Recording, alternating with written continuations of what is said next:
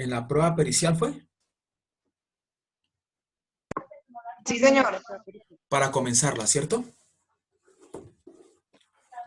Sí, Bueno, sí, señor. muy bien, perfecto, muy amables.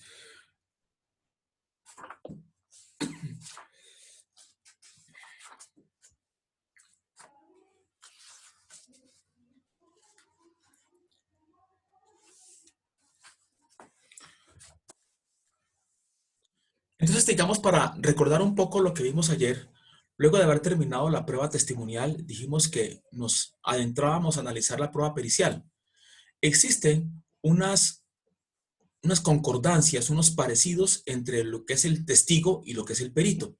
De hecho, hay una especie de sincretismo, de combinación, cuando se juntan en una sola persona un testigo de un hecho que sabe tanto como un perito, que se llama testigo técnico. La relación que hay entre la prueba pericial y la prueba testimonial es incluso la mismo código, cuando dice que en su artículo 405, último inciso, segundo inciso, dice, al perito le serán aplicables en lo que corresponda las reglas del testimonio. Pero así como hay unos parecidos o similitudes entre el testigo y el perito, también hay unas grandes diferencias, que es lo que hace que tenga la prueba pericial una naturaleza, unas características y una manifestación procesal diferente a la prueba testimonial. El testigo, entonces, es el que estuvo presente, el que percibió el hecho, que puede ser un testigo directo de los hechos o puede ser un testigo de oídas, de en primero, segundo, tercer grado, cuando una persona le cuenta a otra lo que vio y esta vez a su vez le cuenta a otra persona. El perito, bajo ninguna circunstancia, vio los hechos, ni los conoció, nunca los conoció. ¿Por qué razón llega un perito sin haber conocido de los hechos a un juicio? Llega porque es un experto en determinada arte, ciencia, profesión u oficio. Es por eso que debe llegar allá. Y llega para darle luces al juicio. Ese perito será sobre, como hemos dicho, algo sobre técnico, científico o artístico, pero no será un perito sobre derecho. No se llamará como un perito a Parra Quijano, ni a Bernal Cuellar, ni al doctor Medina, no. Se llama a un perito en arte, en automóviles, un perito en monedas, o un perito en filatelia, o un perito en aspectos agrarios, o un agrónomo, o un topógrafo, un experto en algo. Otra diferencia que existe entre el perito y el testigo es en que el testigo no es fungible, el perito sí.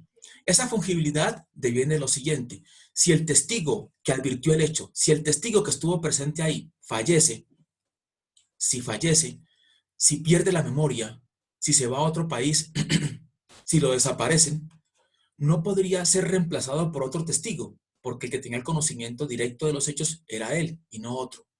Eso no sucede definitivamente con el perito.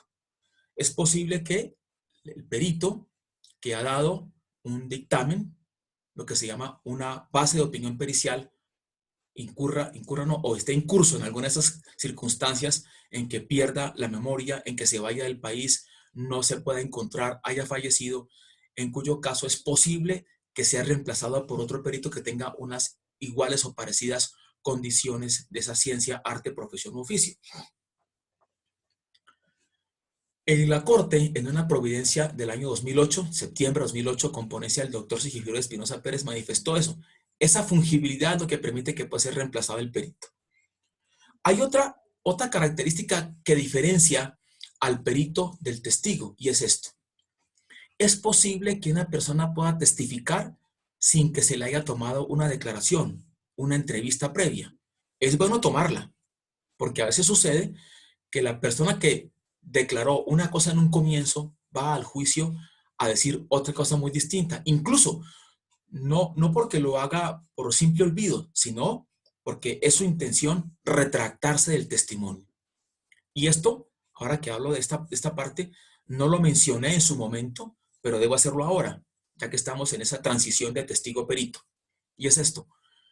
¿Qué pasa cuando un testigo dijo una cosa en la entrevista y luego llega al juicio a decir otra? Recuerdo un caso que ya se decidió aquí en Bogotá. Perdón, el caso era el siguiente. Una señora una señora tomó en arrendamiento unos cuartos para ella y sus hijas. La señora vivía sin su esposo y vivía con unas hijas. Una hija mayor, otra como intermedia y otra y una menorcita como de unos 12 o 13 años. Mm, esa señora tomó en arrendamiento esa casa, ese inmueble, 4 o 5 habitaciones, a un señor que además, si no estoy mal, manejaba, creo que era así, manejaba una fama, una venta de carne. Él le dio un arrendamiento a la señora, esas cosas. Y esa señora además, conoció a la hija, a la segunda, creo, y se casó con ella. El problema comenzó cuando la señora tuvo conocimiento, al parecer directamente por la niña menor. ¿De qué tuvo conocimiento? Ahí va el de qué. Tuvo conocimiento de que había sido accedida por su yerno, o sea, por el esposo de la hija mayorcita, de la segunda. La señora formuló la denuncia de uno. Sin miramiento alguno, fue formulada la denuncia y se le tomó la entrevista, que es lo que digo yo, que es bueno tomarla muchas veces. Se le tomó la entrevista y la señora dijo, sí, mi hija me comentó eso, se presentó un problema al interior del hogar porque el, el victimario, el señor de la venta de carne, que estaba casado con una de las chicas, ya no vivía ahí, vivía en otro lugar. Pero cuando iba a visitar a la suegra, alguna cosa, aprovechaba y flirteaba, molestaba a la chica, a la menorcita, y acabó accediéndola. La menorcita entonces, al parecer como que le encontró, creo que fue un papelito o algo en el que le decía cosas, y la niña, como ya tenía 13 años, enfurecida dijo que ella estaba enamorada de él y que él no quería a su hermana, sino a ella. Se armó un problema interno ahí familiar tenaz. Cuando se pasó de la denuncia a la investigación y de la investigación a la acusación, de la acusación a la preparatoria y de la preparatoria al juicio oral, en ese interreino en el que corren varios meses, la señora fue a decir otra cosa ya. Dijo, no, yo entendí mal. No es que mi hija, no es que mi niña hubiera sido accedida por él. Ella mencionó el nombre y yo pensé que era mi yerno, pero me equivoqué, así de frente. Me equivoqué, yo realmente no quise comprometerlo a él. Y según supe después, por la apoderada de víctimas que llegó al caso, me dijo que al parecer el señor entonces empezó a cobrarles un dinero que la señora le debía por los arrendamientos, porque la señora pensó quizás que siendo su suegra no le iba a cobrar algunos cargos de arrendamiento. Que se embolató con eso y él también empezó a presionar por ese lado y entonces ya la señora se retractó. ¿Qué se hace en esos casos cuando hay retractación? Cuando una persona dice una cosa en la entrevista y dice otra en el juicio. Que eso puede pasar y pasa. Cuando eso pase, le dice la corte a los jueces, no hay que tomar la última ni la primera. Hay que establecer es por qué mintió. Porque es posible que una persona haya mentido en la primera o en la segunda, ¿cierto? No siempre la mentira se da en la segunda oportunidad. Es posible que en la primera, en su declaración inicial o primigenia, haya hecho una cosa presionada o equivocada en su percepción. Y en la segunda se retracta y dice, me equivoqué, yo vi mal, no era él. O bien la persona es objeto de algún tipo de presión, de coacción, o hay algo que la impele, que la lleva a esa declaración, como cuando una señora va y denuncia a su cuñado, que es médico aquí en Bogotá, por haber manoseado a su hijita y se le vino toda la familia encima para decir cómo se le ocurría a decir eso, que es un médico prestante, que no sé, pero un médico prestante y todo, pero un abusador de un menor. O cuando la gente ya, la señora enojada por lo que está pasando con su hija, o con lo que sea un familiar pequeño, qué sé yo, y va y denuncia, y luego le dicen, recuerde quién te da la plata a la casa, ese es su esposo, ¿cómo lo va a meter a la cárcel? Entonces se van a quedar afuera porque usted se pone de digna, y arrancan por ese lado, y allá van a retractarse. ¿Qué dice la corte? Mucho cuidado, usted no puede de una vez rechazar la una a la otra, haga una especie de cotejo, y mire en qué parte fue donde estuvo el cambio, y a eso se da también en la declaración. Porque la señora se le pregunta, pero usted dijo en la declaración que era su yerno, aunque, entonces dijo que era el nombre, era otro chico, que otro chico, el mismo nombre de él, pero ¿cuál es el apellido? ¿Sí ven? Hay que acorralarlo, decir así, acorralarlo. Por último, una cosa, también antes de seguir con la prueba pericial que he omitido ayer y que debo decirlo ahora, es qué pasa con esos testigos que ya van a declarar y usted como fiscal o como defensora o defensor advierte que no viene con la sana intención de decir lo que a usted le dijo en la preparación. Sí, señora defensora, yo vi que él no fue el que le pegó, fue otro. Y cuando va a decir, no, no, yo sé que llegan allá a declarar y empieza a decir cosas distintas. La jurisprudencia, pero sobre todo la doctrina extranjera, la foránea, el de Beitelman y Duce, dice que se debía tratar como un testigo hostil. Un testigo hostil sería aquel testigo que va o comienza a decir cosas en el juicio distintas o se desdice, él se desmiente de lo que dijo en un comienzo con la entrevista. Dicen que la posibilidad sería esta. Como usted pidió su testigo para interrogarlo de manera directa, luego el contrainterrogatorio de la fiscalía, luego usted nuevamente el redirecto y luego nuevamente el contrainterrogatorio de la fiscalía, y usted no puede tener en cuenta, porque son preguntas abiertas, quién, cuándo, cómo, dónde, es posible que usted le pida permiso al juez para tratar a ese testigo que ahora se le está cambiando en su dicho como un testigo hostil. Entonces pase usted a interrogarle como si usted fuera el contrainterrogatorio de una vez. ¿Usted por qué tal cosa? Acaba de decir esto y presionarlo, porque si no se le queda como un testigo, con un testimonio directo, y la posibilidad de que usted pueda entonces ponerlo contra las cuerdas va a ser casi imposible. Entonces, en esos casos, repito, cuando un testigo, bien sea de la fiscalía o bien sea de la defensa, llegue a decir cosas absolutamente diferentes, contrarias a lo que manifestó su declaración, es posible que se pueda tratar como un testigo hostil y se pueda hacer preguntas mucho más directas y más comprometedoras para que se obtenga la razón del dicho. Y así, nuevamente con el perito. Dijimos que tenemos un testigo, un perito, y dijimos que hay una especie de sincretismo, una figura que sería aquella que es, siendo un testigo de los hechos, tiene tanto conocimiento como un perito. Es más, muchas veces pasa eso. No sé si lo mencioné, lo voy a decir ahora. Cuando estuve de juez en Girardot, hubo ya no lo hay, porque ya les contaré qué pasó con él. Algún perito que era un médico psiquiatra y era el que atendía como perito en todas las manifestaciones que había en casos de personas que tenían aspectos de patologías mentales. Entonces, la persona cometió un delito, no es que la persona es esquizofrénico, no, es que es un paranoico, es que es psicótico, lo que sea. Entonces, lo remite a la fiscalía a ese perito. Creo que era el único médico psiquiatra que había en Girardot. Ya era un señor de edad avanzada, pues unos, qué sé yo, 66, 70, casi 70 años. Muy piloso y explicaba muy bien, de una manera muy didáctica, hasta jocosa en las audiencias. Él era el perito para todas las cosas. Pero en un caso concreto que se presentó de un abuso de un menor en uno de los baños en un baño de uno de los centros comerciales, creo que se llamaba Camino Real, Pasaje Real, no recuerdo bien, Girardot. La fiscalía lo llamó a él como perito. Sin embargo, la defensa dijo que lo pedía a él como testigo técnico. Es más, ahora que recuerdo, ni siquiera fue así. Lo llamó la defensa como un perito. Fue como un perito. Cuando él empieza a declarar, yo advierto eso y le digo, no, él no es un perito realmente, es un testigo técnico. ¿Dónde está la diferencia? En que este señor, que es médico psiquiatra y que en todos los procesos en los que él intervenía como perito, hablaba de cosas que él había visto en su valoración. Para este caso concreto, él había tratado al victimario, a este señor, un chico muy joven, como unos 27 años, lo había tratado casi que desde la infancia, desde los 5 años. Miren que ya conocía, no conoció del hecho de lo que pasó obviamente ya, sino un testigo de hechos antecedentes a esa fecha de los hechos.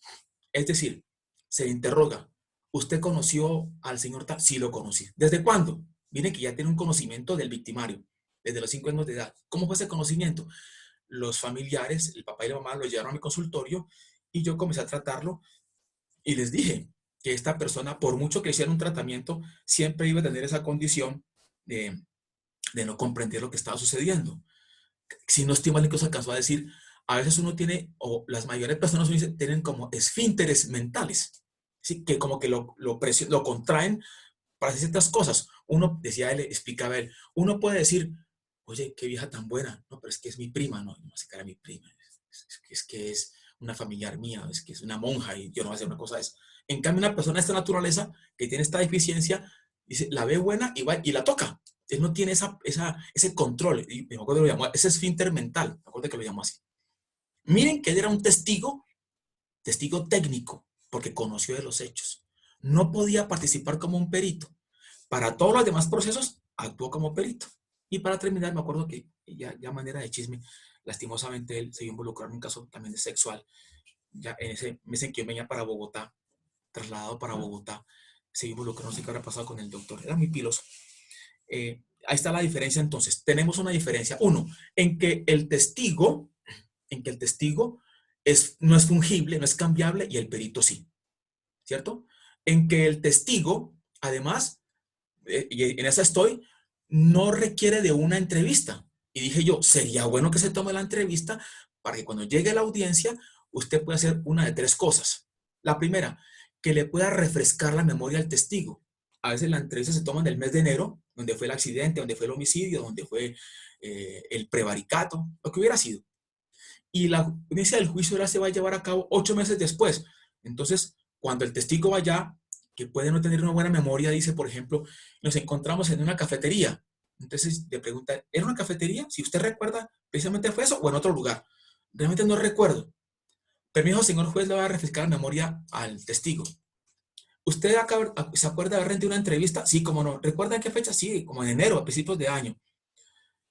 Muy bien, entonces se le pone de presente, primero se le entrega la entrevista a la contraparte y luego se la entrega al testigo, le dice, por favor, lea aquí y luego le pregunto.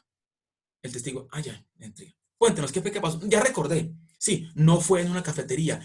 Eso fue realmente en la casa de un amigo que tenía como un hall ahí y tenía, ya recordé, fue tal cosa. Bueno, ahí refrescó memoria. Para eso sirve la entrevista. La segunda cosa que sirve la entrevista, ¿para qué es? Sirve para impugnar credibilidad. Cuando la persona dice una cosa y se sostiene, se retracta, entonces le dice nuevamente, usted rindió la entrevista y dice, señor, ¿recuerda? Perfecto. Lea aquí. Usted dijo que era que estaba en tal parte y no en tal otra. No, pero no fue así. Ya me acordé a esa hora, no fue como yo dije, es tal cosa. Entonces, ¿usted qué? ¿Dónde le creemos? ¿Ahora o antes? No, es ahora, yo me retracto, eso no es así, ahí impugna credibilidad usted con eso. Y la última, la entrevista, ¿para qué sirve? De manera excepcionalísima, es posible, y pasa también, que la gente que rindió la entrevista y que luego va a testificar, y que debería testificar, no aparece. La desaparecieron. Se fue, se murió, perdió el conocimiento, absolutamente. ¿Qué hay que hacer? La prueba de referencia, de manera general, no es válida en el proceso penal. ¿Cuál es la prueba de referencia? Aquí que no se puede practicar delante del juez. Hay un principio de inmediación, habíamos comentado la otra vez. Pues bien, si eso sucede, entonces se le puede pedir al juez que de manera excepcionalísima permita que pueda ingresar esa entrevista. ¿Por qué hago referencia a esa entrevista? Porque, ya les voy a decir, por favor, permítame.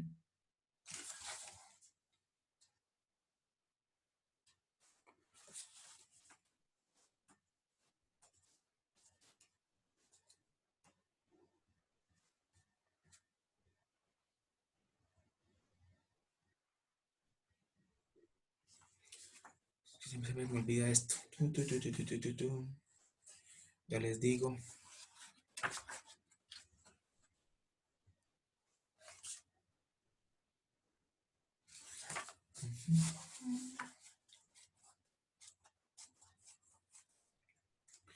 La persona, el fiscal o el defensor le piden al juez que por favor tenga en cuenta la entrevista que esa persona había llevado a cabo en las instalaciones de la fiscalía. Perdón. Te queda un voto para aquí. No la encuentro por acá. Ahora la busco mientras tanto.